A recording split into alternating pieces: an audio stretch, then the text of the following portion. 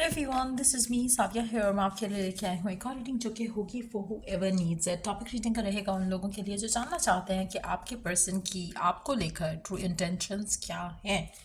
अगर आप ऐसी सिचुएशन में हो जहाँ पे आपको समझ नहीं आ रहा कि पर्सन आखिर आपसे चाहता क्या है, तो ये रीडिंग आप चेक कर सकते हो। इस रीडिंग से आपको डेफिनेटली हेल्प ज़रूर मिलेगी टू नो कि उनके दिल में क्या है इस कनेक्शन को लेकर और क्या सोचते हैं वो आपके बारे में और क्या है उनकी इंटेंशन आपको लेकर। So stay tuned. और रीडिंग शुरू करने से पहले रिमाइंड करवा दूं कि ये एक जनरल रीडिंग है, सबके साथ मैच कर भी सकती है और नहीं भी।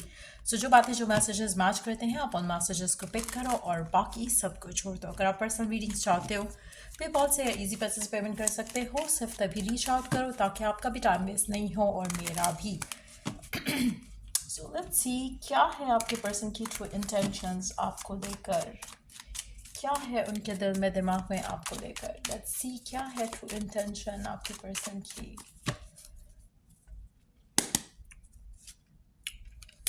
Nine of swords, wheel of Fortune, the lovers. आप में से मेजॉरिटी लोग जो ये रीडिंग देख रहे हैं, मुझे लगता है कि आपके और आपके पर्सन के दरमियान में राइट नाउ या तो नो कांटेक्ट चल रहा है या फिर आपका कनेक्शन ख़त्म हो चुका है स्पेसिफिक समवन से।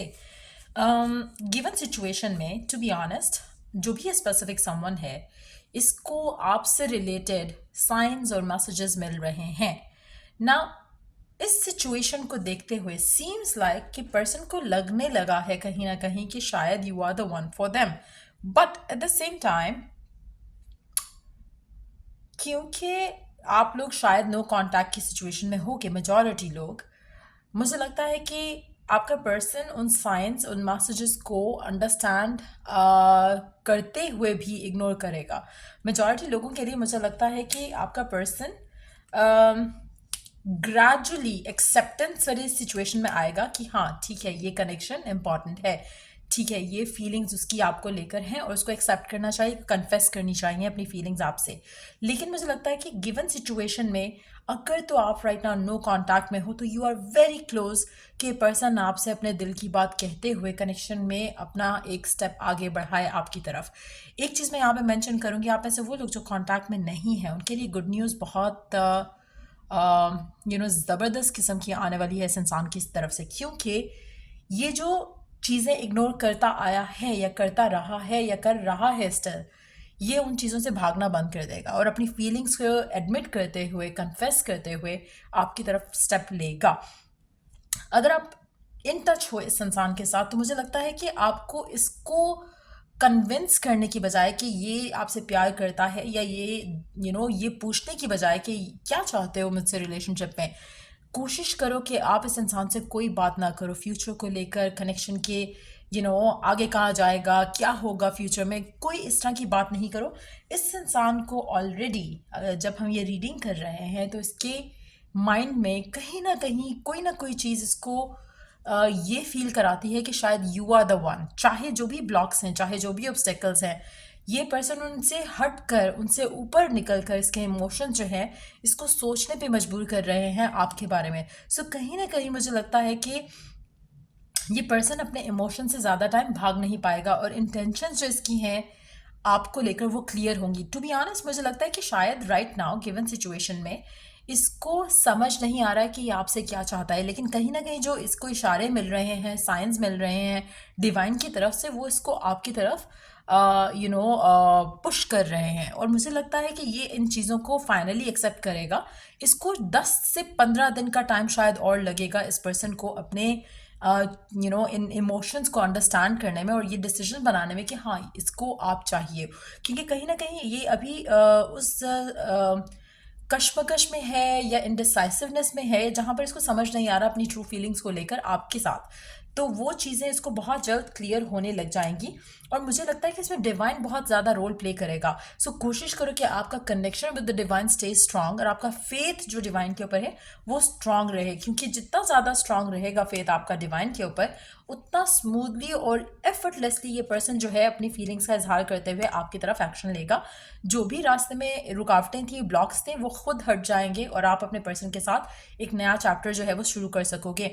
गिवन सिचुएशन में पर्सन की इंटेंशंस क्या हैं वो समझने की कोशिश कर रहा है इन साइंस और डिवाइन इंटरवेंशंस के थ्रू। सो मुझे लगता है कि आने वाले टाइम में ये जो इसको कंफ्यूजन है या लैक ऑफ क्लैरिटी है या फिर इनडिसाइसिवनेस है वो ख़त्म हो जाएगी और आपका पर्सन रियलाइज़ करेगा कि ये आपके बारे में जिस तरह से सोच रहा है, आपकी एब्सेंस में जिस तरह से आपको मिस करता है, ये कुछ तो स्पेशल है। और वो स्पेशल जब एनर्जी इसको फील होने लगेगी टू द पॉइंट कि ये ओवरवेल्म हो और आपकी तरफ एक्शन लेने का सोचे, रिगार्डलेस ऑफ कि क्या ब्लॉक्स हैं, तब ये आपसे अपनी ट्रू इंटेंशन रिवील भी करेगा, अपने प्यार का इजहार भी करेगा और चीज़ों को आगे ले जाने की बात भी करेगा।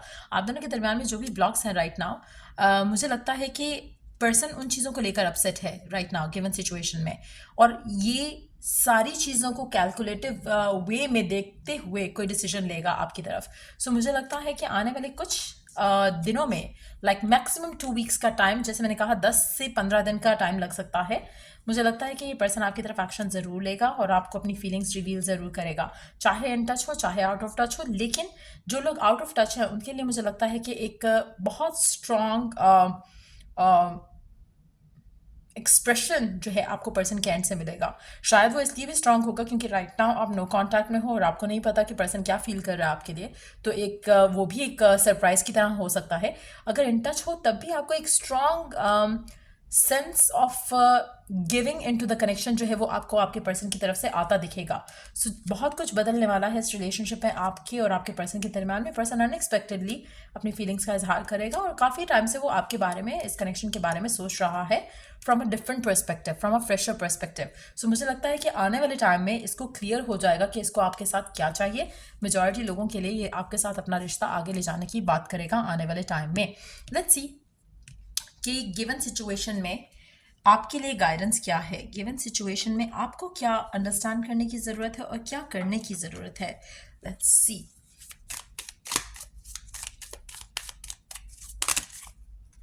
Not gonna take all those cards.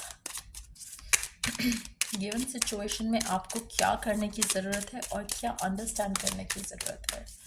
आपके लिए डिवाइन गाइडेंस क्या है गिवन सिचुएशन में।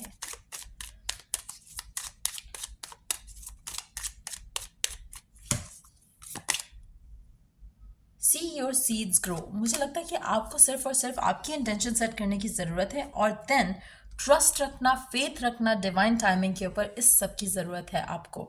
आपकी जो विश है, डिज़ायर है, हो सकता है कि स्प्रिंग सीजन में आप अपनी विश मैनिफेस्ट होते कंप्लीटली देखो। जैसे आपकी विश अगर शादी करना है इस इंसान से, तो spring season could be the time जहाँ पे आपकी इस इंसान से शादी हो। और उसके अलावा जो आपकी डिज़ायर है, जो इंटेंशंस हैं आपकी इस इंसान को लेकर, आपने बस रिलैक्स होकर उस टाइम का वेट करना है जहाँ पे ये पर्सन अपनी फीलिंग्स का इजहार करे। तो पेशेंट रहना है, पॉजिटिव रहना है, बिलीव रखना है डिवाइन टाइमिंग के ऊपर, अपने रब के ऊपर। लाइक आई सेड अर्लियर, आपका connection with the divine has to be very strong और आपका जो फेथ है अपने रब के ऊपर वो बहुत स्ट्रांग होना चाहिए इस रिलेशनशिप को लेकर। और फिर आप अपने पर्सन के साथ पॉजिटिव चेंज जो है एक्सपेक्ट करोगे 10 से 15 दिन के अंदर अंदर। सो या ये थी रीडिंग आप लोगों की। अगर आपको हेल्प किया हो, गाइड किया हो, तो लाइक शेयर सब्सक्राइब जरूर करो। चलो I do the next reading आप लोगों के लिए। Take care, bye.